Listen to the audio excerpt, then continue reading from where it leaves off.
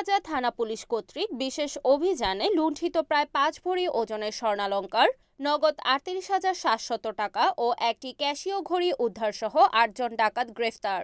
গত 4 জুলাই রাত অনুমান 2:10 ঘটিকার সময় অজ্ঞাতনামা 8 থেকে 10 জন ডাকাত রামদা চাপাতি চাইনিজ কোরাল নিয়ে আড়াইহাজার উপজেলা ছাত্রলীগের সেক্রেটারি সাদ্দাম হোসেনের বসতবাড়ির ভেতরে প্রবেশ করে বাদীকে সহ তার বড় ভাই মামুন, সুমন, ভাবি সাথী আক্তার, বড় বোন পপি সারোয়ার পুষ্পদের হাত মুখ বেঁধে তাদের নিকট হতে নগদ 2,52,000 টাকা সহ মোট 5 ভরি 12 আনা ওজনের স্বর্ণালংকার সহ বিভিন্ন ব্র্যান্ডের মোট 3টি হাতঘড়ি লুট করে নিয়ে যায়। নারায়ণগঞ্জ পুলিশ সুপার গোলাম মোস্তফা রাসেল জানান, বাদীর অভিযোগের ভিত্তিতে আড়াইহাজার থানা পুলিশ কর্তৃক বিশেষ অভিযান পরিচালনা করে আড়াইহাজার থানাধীন বিভিন্ন এলাকা হতে 8 জন আসামি গ্রেফতার করেন। ধৃত আসামিদের হেফাজত হতে লুণ্ঠিত নগদ টাকা ও স্বর্ণালংকার উদ্ধার করা হয়। প্রাথমিক জিজ্ঞাসাবাদে উক্ত আসামিরা ঘটনার সত্যতা সহ জড়িত থাকার কথা স্বীকার করে।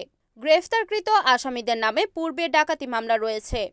গত 4 তারিখ দিবাগত রাতে আড়াইহাজার থানার দুপতারা ইউনিয়নের কালীবাড়িস্থ সাদ্দাম হোসেনের বাড়িতে একদল সশস্ত্র ডাকাত প্রবেশ করে বাড়ির সকল লোকজনকে হাত পা বেঁধে 5 ভরি 12 আনা স্বর্ণালংকার, নগদ 2,52,000 টাকা সহ 3টি হাতঘড়ি ডাকাতি করে নিয়ে যায়।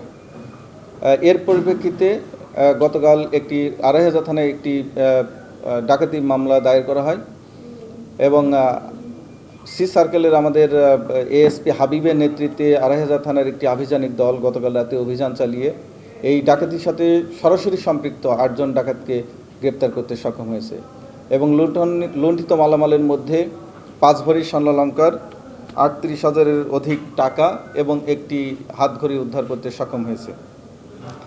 এই 8 জনকে আজকে বিজ্ঞ আদালতে প্রেরণ করা হবে এবং প্রত্যেককে রিমান্ডে এনে তাদেরকে জিজ্ঞাসা করা হবে এই ডাকাতির সাথে আর কারা কারা জড়িত আছে এবং ইতিপূর্বে আর কোনো ডাকাতির ঘটনায় তারা জড়িত আছে কিনা। কারণ আপনারা জানেন আড়াইহাজার একটি ডাকাত অধ্যুষিত বা ডাকাত প্রবণ এলাকা। মাঝে মধ্যেই এই সংঘবদ্ধ ডাকাত দল বিভিন্ন জায়গায় বিভিন্ন বসতবাড়িতে ডাকাতি করে থাকে।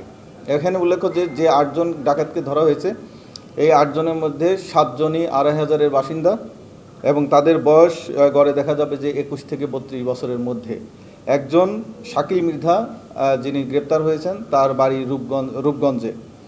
তো এই ঘটনার সাথে আমরা আশা করি যে শুধু এই ঘটনায় না, এই ঘটনাসহ ইতিপূর্বে যে সমস্ত ডাকাতি সংগঠিত হয়েছে নারায়ণগঞ্জ জেলা আড়াইহাজার সহ বিভিন্ন জায়গায়, এই ডাকাতির সাথে কারা সংঘবদ্ধভাবে জড়িত আছে, এই নেটওয়ার্কের সাথে কারা জড়িত আছে নারায়ণগঞ্জ এবং নারায়ণগঞ্জের বাইরে, তাদেরকে গ্রেপ্তার করতে এবং তাদেরকে চিহ্নিত করতে আমরা সক্ষম হব বলে আশা করি। রিপোর্ট সাগর খান, NAN TV, নারায়ণগঞ্জ।